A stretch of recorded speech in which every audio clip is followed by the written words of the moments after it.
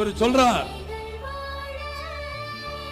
தமிழரின் உரிமையை கடுகளவு கூட விட்டு கொடுக்க மாட்டேங்கிறார். ஆமா, நீங்க கடுகளவு விட்டு கொடுக்க மாட்டேன், கடல் அளவு தான் விட்டு கொடுப்பீங்க. கச்சத்தீவை விட்டு கொடுத்தீங்க, கடல் அளவு உள்ள கச்சத்தீவை தமிழக மீனவர்கள் தினந்தோறும் சுட்டு செத்துக்கிட்டு இருக்காங்களே, நம்மளுடைய கச்சத்தீவு தார வார்த்து கொடுத்தீங்க. ஏன் தார வார்த்து கொடுத்தீங்க?